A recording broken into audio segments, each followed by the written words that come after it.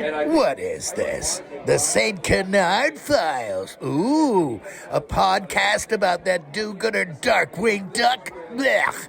Talk about a waste of airspace.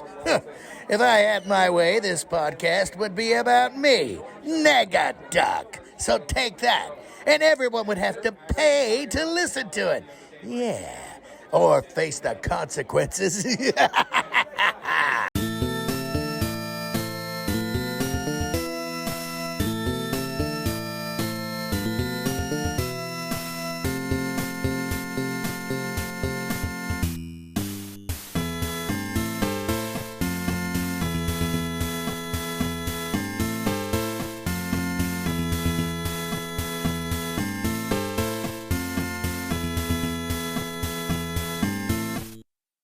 Ugh, I'm so ticked off that I'm molting.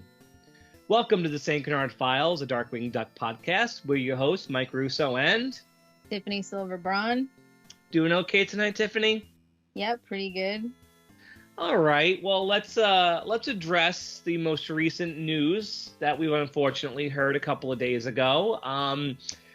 Gilbert Gottfried passed away, and that's pretty sad. Yeah. And thoughts? Unexpected. Yeah, he was only, I thought he was older. He was only 67. Yeah. I didn't know he'd been sick. Me either. Must have been private. Yeah, he definitely kept that to himself because lots of people seemed pretty shocked by it. And he seemed to be one of those people that just everybody loved. He didn't do anything aside from the Affleck thing a few years back. He seemed to be relatively loved, and just the outpouring of just love for him all over social media was nice to see. Nobody was like, screw this guy, he sucked. Everybody was like, no, they loved him. Yeah. Like, whether it was for his stand-up, his work, his appearances on the Howard Stern show, his acting credits on movies like Problem Child, or of course his voiceover work. Everybody loved him for something. Were you a fan? Yeah, like since I was a little kid, and I thought he was hilarious. Yeah, he's definitely like one of the most distinctive voices. He was my childhood, your child. He was part of everybody's childhood to some extent. I mean, there's a lot we could talk about with him, but since this is a Disney podcast, I guess we could probably just narrow it down to his work as Iago from all the Aladdin stuff, huh? Yeah. Fan of Aladdin? Yep. Yeah, of course. Yeah, I think it's my favorite of the Renaissance films, at least. And Iago had a lot to do with it, and Genie too. I just thought Iago was a great character. I think he really made that movie. But I think more importantly, I think he was the best character on the TV show. Yeah. Like, the show absolutely needed him. I even said it on Tad Stones' Facebook, because he produced that show, that the Aladdin series absolutely needed an asshole to balance out the rest of the cast. Yeah. And that was Iago. And he's the bender. He's the what? The bender. The bender, or the Eric Cartman, or whatever he was. You needed him because every other cast member was, I wouldn't say goody two-shoes, but they were very positive and very very good, very nice, very good, very altruistic, most of them. But then you just always had Iago saying nasty things and picking on everybody and being all greedy. Mm-hmm. Like, if he wasn't on the show, it would have been a lesser show. Yeah. And the character was fun enough. I didn't mind constantly hearing Gilbert Gottfried's voice all the time. It works for a parrot. Yeah, absolutely, it works. And he had all the best episodes because there was a bit more edge when he was around. Yep. I think, like, I don't remember the name of the episode. I don't remember the name of the villain. I don't really remember much. But there is an episode where Iago awakens a monster that can only be defeated by the person who awakens him, but he will not fess up to having done it, so he blames it on Genie. So while Genie's getting his butt kicked the entire episode, Iago flees Agrabah and goes to live on a deserted island where no one can get to him. But then his conscience comes out of the water like a Jacob Marley covered in chains. And he's like, you have to go back. And Iago's like, no, I'm not going to do that. I'm not that bad. And his conscience is like, you instigated the bloodiest war in Mesopotamian history just so you could corner the falafel market. And I'm like, that's such a great line, because that character almost crosses a line of being despicable. But then in most episodes, they pull it back and they make him a hero, kind of like Darkwing Duck. Once in a while, Darkwing almost crosses that line where he is despicable. But he usually manages to get it together. And that's what I like about him. And that's why Iago worked. That's definitely a show from Disney Afternoon that I haven't rewatched. I've only seen it when it came out. Well, Disney doesn't make it easy to rewatch it. Yeah. It still isn't on Disney Plus. I have my guesses why it probably isn't, but who knows? And he was like the only character like across those three movies in the TV show that actually had an arc. Like, I love Aladdin and the King of Thieves. I think that's a great movie. Yeah. Shout out to Disney Australia, which totally hit a home run with that movie. But that's, in that movie, Aladdin meets his dad, who's the King of Thieves, and he's trying to go straight. But Iago talks him into stealing something and gets them both thrown in the dungeon. And when they get broken out, they have to leave. And all of this happens because Iago convinces him to do it. And in the end, his father can't stay because he's a wanted criminal. So Iago volunteers to just leave with him. And it's a really good ending, and it like really shows growth with the character that none of the other characters got in that show. Like Genie, no, absolutely not. Even though he should have. He should have, but no one really grew on that show. But the parrot did. Yeah. Of all the characters to show growth and have a character arc, it was the parrot. Yeah. The side parrot. Yeah, it wasn't the monkey, it was the parrot. I want to revisit that show from like beginning to end, because there's a lot of episodes I don't remember. But if Disney's not going to let me do it, I don't know how it's going to happen. So at least online somewhere. Are there any somewhere else online? Probably. I know it's hard to find things on YouTube anymore. You're not going to find it there. I'm sure if you look, you could. But I like to watch it like good quality, but I don't know. Yeah, was there video release? I don't even remember. No. I mean, if you want to get some idea how the show was, you watch Return of Jafar and Aladdin and the King of Thieves. At least they're available, but the show isn't, which is a shame. It's like the one major piece of Disney Afternoon that's still missing, unless you count Schnookums and Meat, and I don't. No one's clamoring for that show. And if you are, I question your taste. It was a popular show, too. It's really weird. And Aladdin, it aired for a long time on Toon Disney. I think it was airing as late as like 2006. Wow. It was like one of the last of the Disney Afternoon shows to get pulled off of cable. That's how long it aired. But maybe one day maybe they're remastering it in HD. Maybe there's something culturally insensitive they don't want to deal with. It's possible. I'm sure there's with so many Arab characters with stupid punny names like Amin Damula. Maybe they're like, this might cross some lines where the two other movies don't. This might, and maybe they were a little worried about it. Yeah. Because the live action Aladdin came and went. We didn't get it. I mean, the other two movies are there. I don't know why they don't want to do it. The Little Mermaid show is up, and just Aladdin's not. And I would kind of hope that they use Gilbert Gottfried's death to like show this stuff, because he was such a major part of it. Yeah. But this is Disney we're talking about, though. I don't think that's going to ever happen in a million years. But who knows? They might surprise us. Anyway, let's get back to Darkwing Duck. we have another issue to talk about, issue 15, which came out August of 2011. We are getting down to the home stretch with these issues, aren't we? Yep. We don't have too many more, at least from the Boom era. So this is the third part of Campaign Carnage. And again, I only think they came up with Campaign Carnage when it came time to put everything into trade paperback form, because they still aren't using that title. This issue is called The Ballot of Darkwing Duck and Launchpad Part 1. So they must have only come up with Campaign Carnage when it was time to put everything together in the paperback. And they're like, oh, geez, what title do we use for this? And then they pulled that out. So anyway, we have two covers, as we normally do.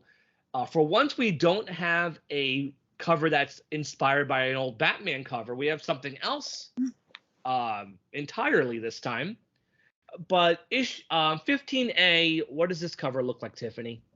It's Darkwing and Launchpad fighting at podiums. Launchpad's podium has a picture of a pie, an apple pie, and Darkwing's has a baseball. As American as baseball and apple pie. And there's American flag curtain, or like curtains surrounding them, and in the four corners you see, should I say? Yeah, go ahead. I don't think it matters. It's pretty easy to figure out who these guys are. You see Gumbo, Jambalaya Jake's sidekick, and you see a megaphone and a laser gun on the bottom right, and a rocket launcher on the bottom left. Yeah, so if you have the issue and you see the cover, you pretty much have a good idea who these guys are. But we'll save naming all of them until later. Notice Darkwing standing on a crate. Yeah. He's just not tall enough to meet Launchpad eye to eye without a crate. A simple cover, a nice one from James Silvani. I do like it, and the four villains in the corners definitely give it some symmetry. Yeah. But then we have issue 15B. What is this? This one is a parody of the Shepard Fairey artwork of Obama, the Hope poster and sticker. And it's, red, white, and blue colors with Launchpad in the middle. And instead of Hope, it says Crash. I like that he chose to do Launchpad. This isn't actually not he. This is a Sabrina Alberghetti cover. I love it. It's so great. And I believe Silvani went back and did something similar with this with Darkwing, right? Yeah, and it said dangerous. Yeah, it wasn't on any of the comics, but it's nice to have a Darkwing counterpoint to this. And it's kind of cool. Remember back when political campaigns and debates and all this kind of stuff wasn't the crap show it is now? Yeah. Oh, simpler times. And so yeah, which one do you like more? B for sure. Yeah, I mean, A is a bit more relevant to what happens in the story, but as a standalone cover, I love B. Mm-hmm. It's really cool. So we might as well start talking about the issue. Not a favorite, right? Not really. You're not feeling this one at this point, right? No. Yeah, so let's just get started then. How does this issue start, Tiff? So you see Darkwing in the middle of a battle with a character named Eagle Eye, who's shooting Frost at him, and in the middle of doing that, he freezes Tito from Oliver and Company. Yep. You see, and then it cuts to Constance talking about Darkwing Duck still bringing all the villains, and she's trash talking him. Yeah. And remember, she's in this mayoral race too. Yep. So it's cutting back and forth between Constance talking about Darkwing and him running away from Eagle Eye's laser eyes and electricity eyes and water eyes. And everywhere he looks is a picture of Launchpad all over the city, on blimps, on telephone poles, on a lady's shirt, and a bumper sticker. Yep. Launchpad's done a really good job getting his face out there. Yep. And he's kind of mentally battling the fact that Launchpad's his friend. And so Eagle Eye freezes Darkwing's arms to a brick wall and is closing in to defeat him when who suddenly shows up? Spike. Yeah, there he is. With So a bone in his mouth. so this little cameo is one of the best. It's what I reference the most when I talk about the differences between the Ian Brill's writing in the comics and what they did for Definitively Dangerous. Because here, Spike jumps out, grabs the bone, and you think, oh, that's a great, reference to Beauty and the Beat, the running gag, where he's always playing fetch. But then Darkwing gets this really stupid line. He goes, Bushroot's old pet. The past keeps catching up with me. But why? Which it just kind of kills the joke. In Definitively Dangerous, Spike pops up, grabs the bone, and Darkwing's like, oh, it's Spike. I'm sure glad I played nice with that thing. Which makes it clear that this is literally just a homage to Beauty and the Beast. It has nothing to do with anything else. It's just, hey, there's Spike, and he's fetching a bone. And some background info.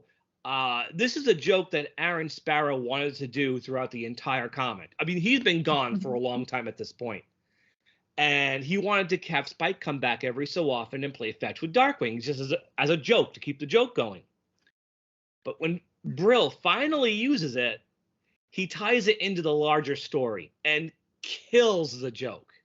Absolutely kills it. It gets lost. Yeah. Because they even reference this joke later on in the issue. And again, they just kill it even further.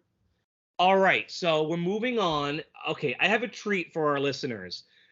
Tiffany, before I, show the treat, tell us what's happening in this sequence.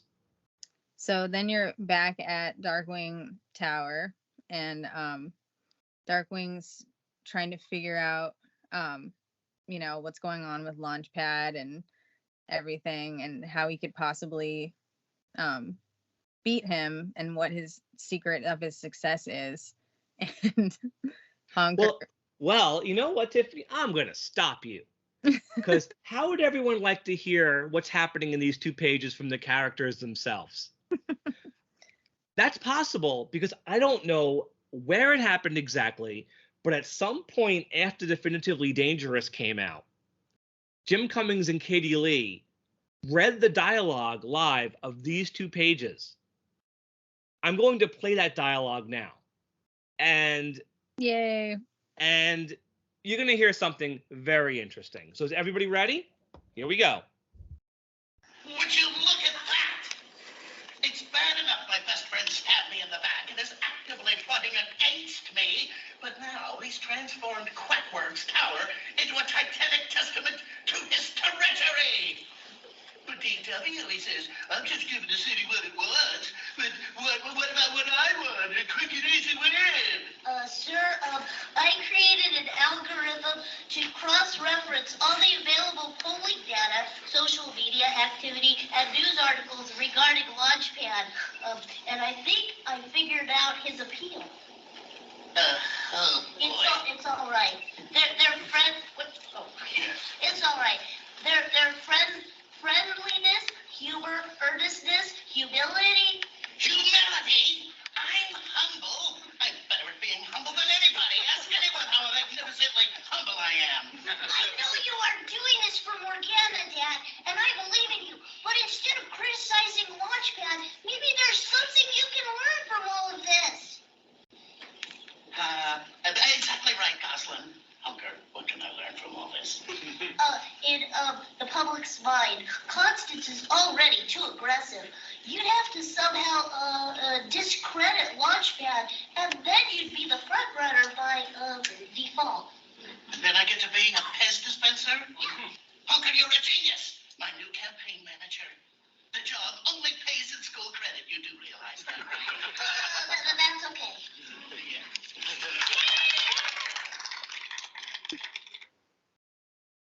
What'd you think of that? That was awesome. And what was really awesome about that, I know she only gets one line, but Katie Lee did Goslin. Yeah. And I think she did a really good job. Yep. That was cool. So that was really awesome. And it was cool. It was just great. It's great to hear them do all this dialogue again, you know? Jim still got it. Katie, Honker hasn't aged a day. Yep. Like, she sounds great. So anyway, we have to move on. So Darkwing makes Honker his campaign manager. And even though Goslin just wants Darkwing to go talk to Launchpad, that's not going to happen. So speaking of Launchpad, what happens next, Tiffany? So then you cut back to Launchpad in Quackworks, and you see that he brought someone in to be his new campaign manager. You see part of a figure that looks oddly familiar in the corner. Two figures, technically. Yeah, two figures. I mean, let's cut to the chase. Who are we supposed to think this is? It looks just like Gyro Gearloose. And just to point out, but behind Launchpad is a map of the Magic Kingdom. Yep. Because of course there is. But unfortunately, it's not Gyro. Who is it? It's Doofus. Before we go any further, what did you think of Doofus on the original DuckTales? I kind of hated him when I was a kid, but then I thought he was hilarious when I got older. What made him hilarious? Just because he was like so tragic, and I don't know. I just was more amused by it. I think I was like seeing him as a kid, I was seeing him as like a kid like that, and I was another kid. But then it's just kind of funny and tragic and adorable as an adult. There was a podcast I used to listen to called It's a Duck Blur, where they did every episode of DuckTales the same way we're doing Darkwing Duck. And they had the theory that Doofus was a homeless vagrant who just found a Junior Woodchuck hat and put it on one day and decided he just wanted to hang out with Launchpad all the time. Because there was no other explanation for this character. I mean, go into his backstory at all. He doesn't have a backstory. He's just this kid who idolizes Launchpad, and he's basically just a walking fat joke. Yeah. Which is why obviously they had to change him for the DuckTales 2017. But I will take the original Doofus over what we got on that show. Yeah. Honestly. Weird. So it turns out what we thought was Gyro was Doofus with a flower pot, a lampshade or something on his head. In this version, he just says to Launchpad, "Sorry, I just wanted it to be brighter in here." I think what he says in Definitively Dangerous is funny. He says, "I just wanted to know what it feels like to be a political party animal." Nice.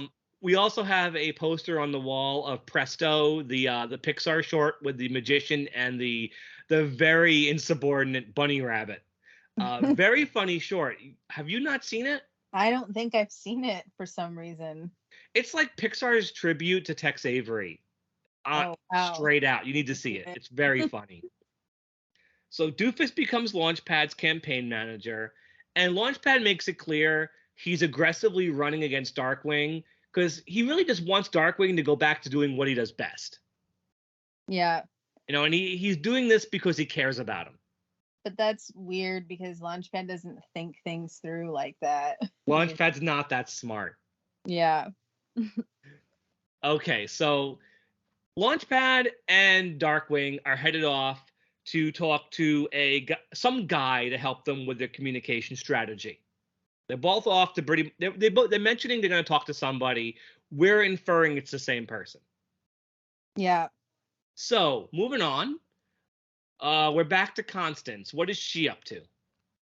So she's talking to her person. And you see, I wanted to say really quick, in the background of Constance's office, you see a bunch of weasels. Yep. Weasels, classic Disney villains. Yep. she is saying that the person that's helping her, his name is Bob, and she's saying that everything is going good because she's got Darkwing and Launchpad fighting against each other. Even though like her poll numbers are down, like her plan is to get them to fight against each other, and that's how she thinks she's gonna And win. she's positive when people find out how stupid Launchpad really is, they're not going to vote for him. Yep. And she makes a comment that when this guy Bob gave her his business card, she suddenly felt different, had a new outlook, which is exactly what happened to One Shot and Cantankerous. So, interesting. Yep. So we do see Bob. Mm-hmm. What's this guy look like? He's a very familiar, sinister-looking guy. He's a dog, I think. Something.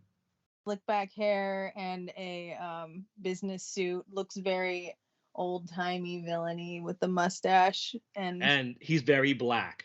Yeah. Like his mustache, his eyebrows, his hair, his suit, Yep. Everything's black. So that should, honestly, if you're savvy enough and you know your Disney Comics history, you might have put it together already. Yeah, and that's, if you know Disney Comics, this panel is the giveaway of who this is. Yep. Then we get a whole splash page of basically Darkwing Duck's slander. Just pictures of Darkwing all dazed, a picture of half Darkwing's face, half Negaduck's face, a picture of Darkwing looking stupid. Or drunk. Or drunk. It says Darkwing Duck, crime is a disease, and he just put St. Canard in the emergency room. And at the bottom corner of this page is Toby from The Great Mouse Detective with a Darkwing flag on his tail. Getting a lot of Disney dog references here. I don't really get that one. Maybe he's saying Darkwing's so stupid only dogs support him. I don't know. So Darkwing sees this sees this slander in the newspaper, and it has a hissy fit. And is screaming about how, it's my city and I'm going to be running it. And he seems uncharacteristically angry. Like really angry. Yep. And what happens? Yeah, go ahead. He finds out that Launchpad is the biggest benefactor to this smear campaign against him. And were you going to say something? No, I was going to say Goslin asks him if he remembers why he's running in the first place.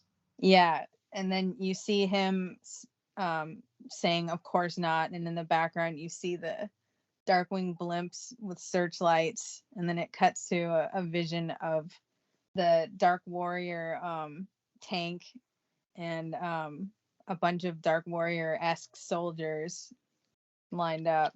And the Fearsome Five and Steel be cowering in fear. Yep. And then Darkwing makes a comment, he's only doing this so nobody feels a sense of loss that he does. And then Goslin once again slaps him into reality by saying, talk to Launchpad. You should listen to her more often. Yep. So speaking of Launchpad, what is Launchpad doing? So Launchpad's doing a campaign rally now, and he is shirtless with sexy Launchpad over here. Come on, the girls love it. With a saxophone and a chain around his as a belt, a chain as a belt. This is referencing something, right? I'm pretty sure it's referencing the saxophone guy meme clip from an 80s movie that was used like several times for memes. And Doofus is down there on the triangle. Yep. And then Darkwing bursts in, and him and Launchpad get into a fight about the smear campaigns. I love the smear campaign against Launchpad, which is Launchpad in a small plane having crashed into a building, giving the thumbs up. Yeah. And the two of them are yelling at each other, and they're pointing at each other, and then all of a sudden they both look at their fingers, and they notice their fingers are turning black. Yep. So if this was a TV show, we would smash cut right back to the tower, where we learn what? That Honker and Goslin have been doing research to find out what's behind all of this. And they noticed that there wasn't anything on the posters. By the way, the drawing of Darkwing on the poster Goslin holds up with like this slack jaw, but like a crooked slack jaw, is the funniest Darkwing drawing I've ever seen. Yeah, it looks like it's a photo that was taken like in the middle of him like talking or something. Then yeah, they ask if they were touching any or met anyone shady or took anything from someone shady, and they pull out the business cards that they both have and realize that there's stuff on it that they found all over Cat Tankerous armor and One Shot's coat, which are both painted completely wrong. Well, painted, they don't paint comics anymore. Both colored completely wrong in this panel, and they go back and they fix it because Katankarous armor was not silver. Yeah. And One Shot's coat wasn't gray. Don't know how that slipped by, but oh well. So yeah, you see Honker and he's looking at it under a microscope, and it's. Can I say that Honker is finally really coming into his own? It took 4 story arcs for Honker to actually feel like Honker and like do something Honkerish. Yeah. Like he is essential to this issue. Yep. What do they see?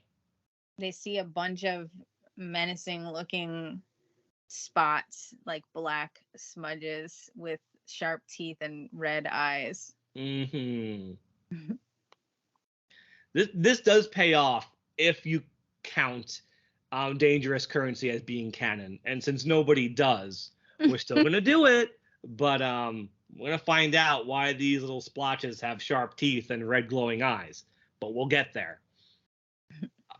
So the only one who benefits from all of this is, of course, Constance.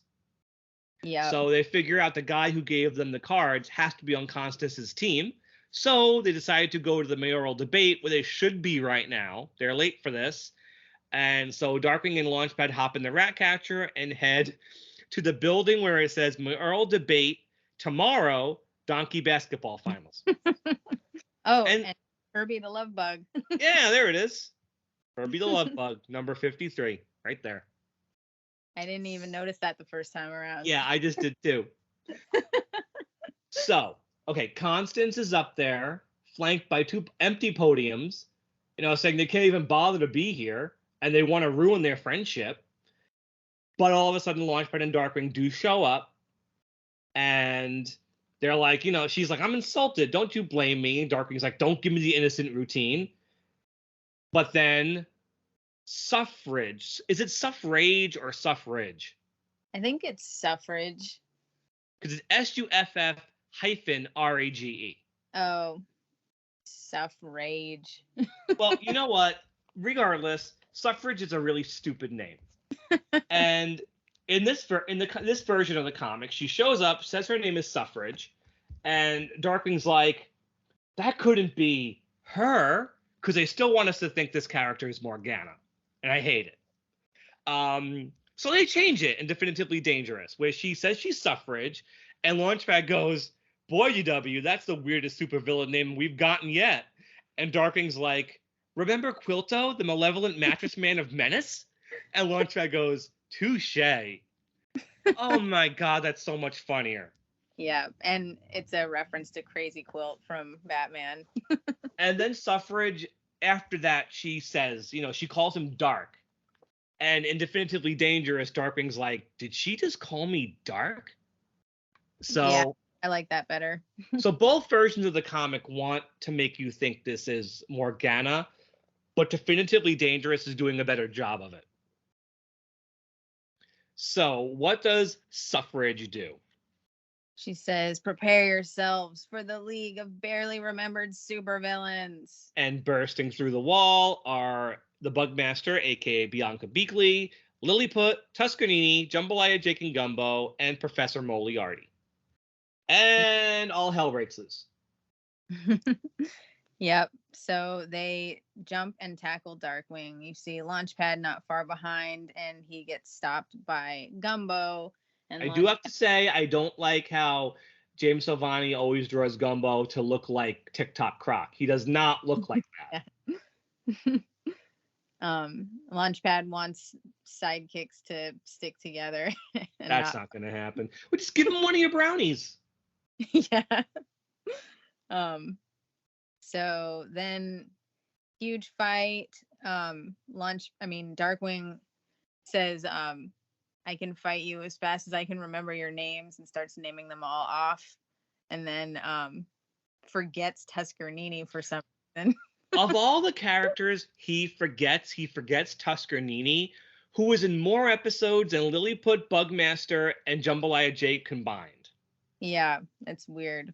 Tuscanini probably shouldn't even be here. Yeah. Okay, name one villain you'd replace him with. I can name 4. Go for it. Name all 4. All right. I dare you. Isis Vanderchill, Dr. Fossil, Nada, or Jack Newbody. Camille Chameleon, Cement Head, Major Synapse. I mean, he's dead, but Yeah. Ample Grime. Yeah. I'm sure there's more. Major Trench Rot and the King. Oh yeah. The King would be super old. Yeah, he'd be old. He'd be Fat Elvis. Okay, so the fight's breaking loose, and what happens now, Tiff? So he's fighting them, and they grab a curtain and they wrap them up in a giant curtain.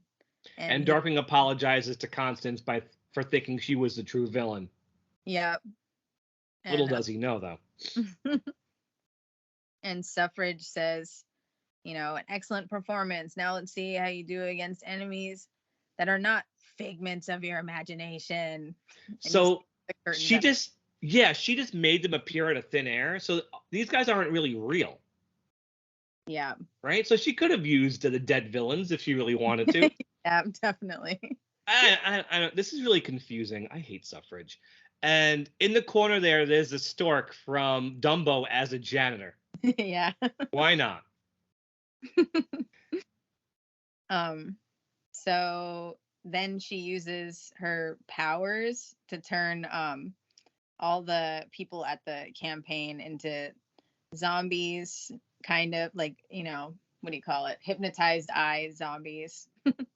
Yeah, something like that. Yeah, and turns them against all 3 of them, Darkwing, Launchpad, and Constance. And says, Darkwing, meet your public. So there we go. To be continued. Okay, why not? I don't like Suff-rage. Anyway, okay, so that's issue 15. Let's rate it. We're not going to rate Suff-rage until next week. So let's just rate the issue. What would you give this one? I guess I'd give it a 3. I don't know. There's a lot of things that are weird to me, like character weirdness. Yeah. Like I don't like how Honker even mentions that Darkwing needs to discredit Launchpad. I don't think Honker would ever say that. No, that's really out of Honker's. That's out of character for him. Yeah, even if he knew that was true, I don't think he would say it. No. Yeah, I don't like Launchpad coming up with his smart plan to get Darkwing to to stay Darkwing. I don't think he would do that either. Yeah, I don't know. Just weird stuff like that. I don't really like Suff-rage that much either.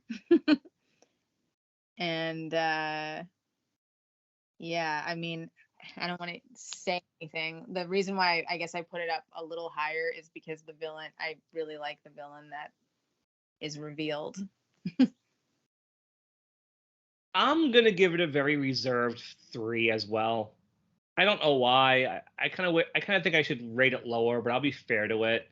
Again, I don't like Suff-rage at all. Why was Doofus here? I feel like if you're going to reference something Ducktales, bring in a character people actually care about.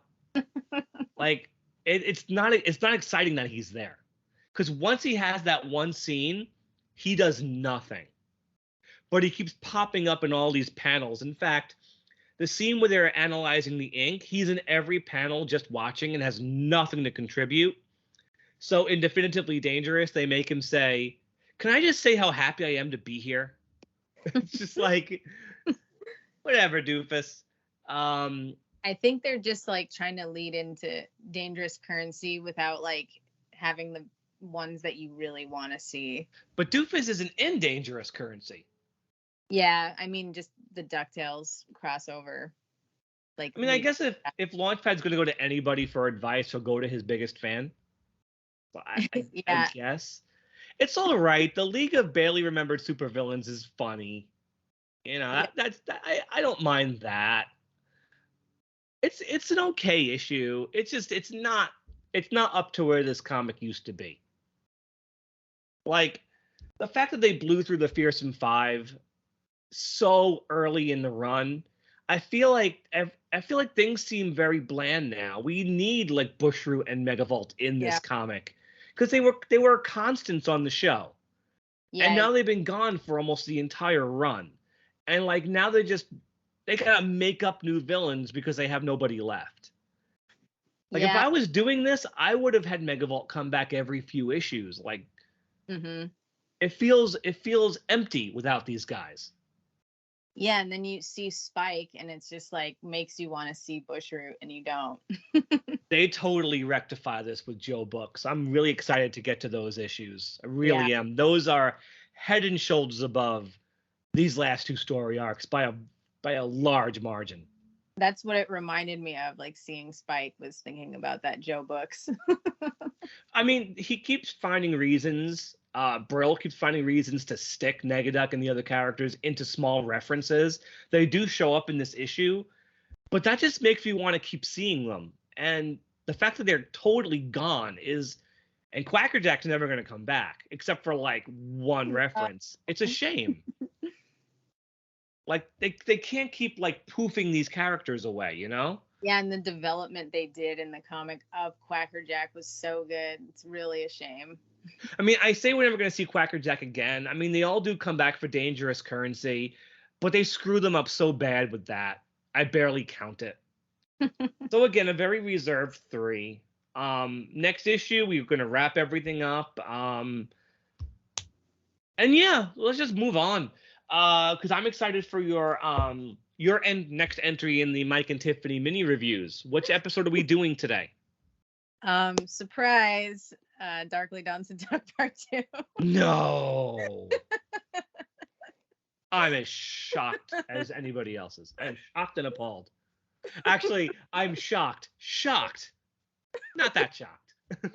There we go. Okay, so you like this one more than part 1, right? Yeah, I love this one. Why is that? I can't think of, I guess it's weird what Tim was saying. I guess you can't really have them, they have to work with each other, so it's weird, but it's just like all the payoff is in this one. Yeah. And I don't know, I just think there's a lot more of like dramatic sense to it. I weirdly think, even though this one has the Disney Japan stuff, which I love, I think I actually like more than Australia, weirdly. Well, Disney Japan at its best was still fantastic. Yeah. I wish it didn't have who was the other animation company in it, like at the beginning? Do you know? It's all, this entire episode is Japan. It is? Even at the beginning? Well, when the very beginning? Yeah, it's all Japan. Oh. But you know how it is with Disney Japan. Yeah. Different sequences aren't created equal. Yeah. Like some scenes will be just fine. Some sequence will be kind of cartoony and rubbery, and it's like, this is fun. But then they'll like the lullaby scene in the episode, they'll just say, hey, you know what? The best animator we got. Yeah, you do that. I don't like when they do the thing of like having Darkwing's beak so that it has the smile lines like inside of the perimeters of his beak, if you know what I'm saying. You're talking about the sequence of the lullaby, right? No, that part is great. That's like one of the best. Oh, when he almost kind of has a full beak? Yeah, like where it's drawn more like a DuckTales character, where it's like the smile is inside of his beak instead of going. Oh. That's the entire beginning sequence with the breakfast routine, right? Yeah. Hmm. Yeah, you can, just like Australia, when you can pinpoint animators, Disney Japan has their hallmarks. You can say this is this animator, this is this guy, this is this guy, because Disney Japan was made up of a lot of people and studios that made up TMS. Yeah. So a lot of it's the same. But I do agree with you with that Darkwing, but it's very, very stereotypically Disney Japan. But that lullaby sequence, though, It's so good. that's my favorite style of Disney Yeah, me Japan. too. Exactly. When That's what I think of when I think Disney Japan is that their stuff. characters have like kind of odd proportions, very like lanky arms, And the hands are so expressive. very large faces. Yep. Like Darkwing's beak is absolutely huge when this animator gets a hold of him. But the hats are smaller, like Negaduck and Darkwing's hats are smaller. And this is where the character will always do this very TMS-y kind of thing of sticking their hand up in the air and wiggling their finger.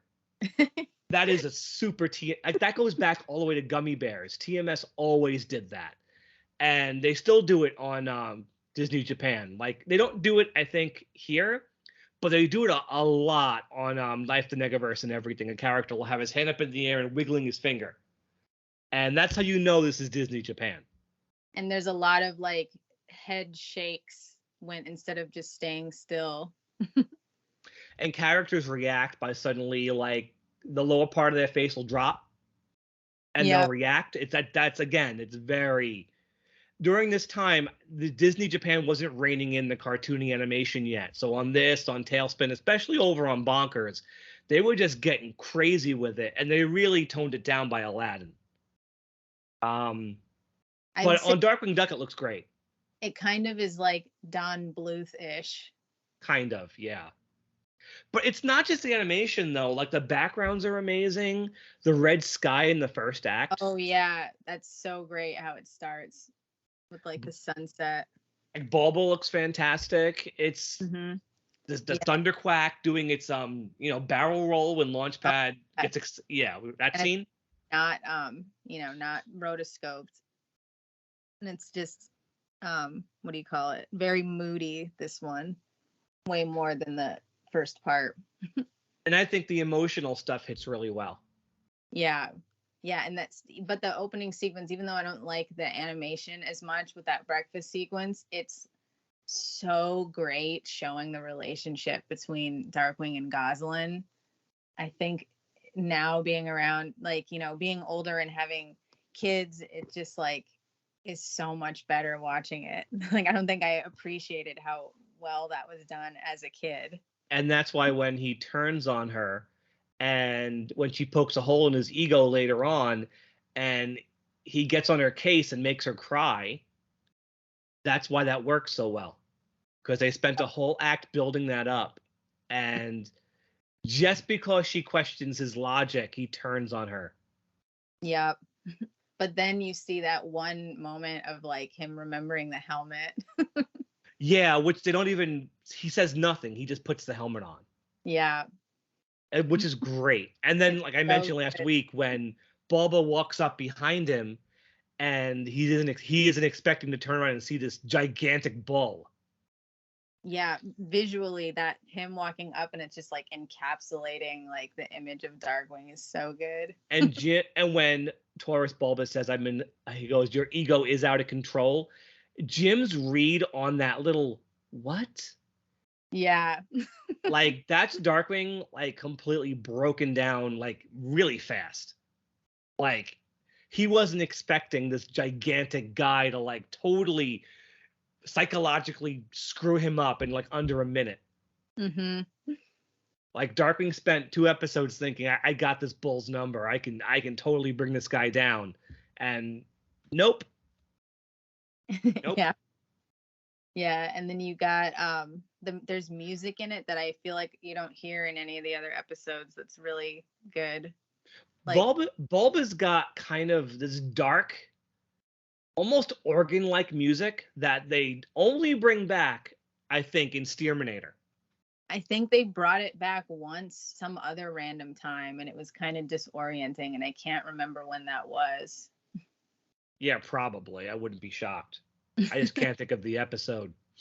And then that the music when he's first seeing the the Morse code flashing lights is really nice. Yeah, the one it's like do do do do do do do, that music, right? No, it's more like Here we are trying to hum music from Darkwing Duck. It's more like piano, I think. Still nothing beats do do do do do. Yeah. Do, do, do, do. Nothing beats that. And of course, and then the music when the building explodes and it like does that nice cross dissolve into the construction. Yeah, there are no, in any other Darkwing Duck episode, there is no emotional gut punches ever, really. But when he grabs Darkwing and the building explodes and Goslin has to watch that happen, it's the one time in Darkwing Duck where you're like, oh, crap. Yeah. Like the one time. Usually the show doesn't go for this kind of thing. But they really made it work. And that really, really beautiful little ending there where he takes the bandages on his head and he turns it into a mask. Yep. Like, that's great. Mm-hmm. Yeah, that whole part in the orphanage and him showing up. Him showing up is so sweet. Like I said last week, this part makes part 1 stronger just by existing. Yeah. But I think as an episode, just everything works about it. Like the animation is completely top notch and the acting is fantastic and the storyline is great. Everything about this one is just, it's like the best of Darkwing Duck. Yep. So I would give it a 5. Yeah. I don't remember really what I rated these when me and Will first reviewed them. But going back now, I probably would I didn't give it a 5 because it wasn't in my top 10. But I'm just going to give it a 5 now just because I feel like it. It's my podcast. So I'm looking forward to seeing what you come up with next week. Yeah. Because now we got this out of the way. Yeah. It'll be a surprise, an actual surprise. Awesome. But I love going back and discussing episodes we did so long ago because there's more that can be said. Yep. All right. So until then, we are the St. Canard Files, a Darkwing Duck podcast. You can find us on all podcast apps, Stitcher, Spotify, Google, iTunes, Facebook, Podcast Radio Public, iHeartRadio, and Pandora. Or you can also just watch us on YouTube if you're so inclined. And Tiffany, how can the fans find you? And you have anything to plug tonight? I'm on Instagram at Tiffany Silverbraun and at Regurgitating Gertie. I'm on YouTube at Radioactiffany and at CarnyTube. Just want to rest in peace, Gilbert Gottfried. Yes, rest in peace, Gilbert Gottfried. You will absolutely be missed. He was one of the good ones. Sad to see him go. What a crazy past 5 or 6 months between him, Bob Saget, Betty White, Louis Anderson, Norm Macdonald. Wait, wasn't that a long time ago? Yeah, but you know what? It was recent enough that I'm counting it. Yeah. All these great comedians. Yeah. And like I always say, it's crazy that, Betty White was almost 100 and we're all saying she went too soon. No. Well, hey, it's life, it's sad, but we just have to remember the great things these people did. And all of our listeners who, watch Darkwing Duck and Disney stuff, put on Aladdin, remember Gilbert Gottfried and Robin Williams. they were both great. Yeah. And hopefully one day the Aladdin TV show will end up on Disney Plus. Here's hoping. Because I would really love to see it again. Me too. Okay, folks, until next week, we will see you then. Have a great night and stay dangerous. Bye. Bye, everybody.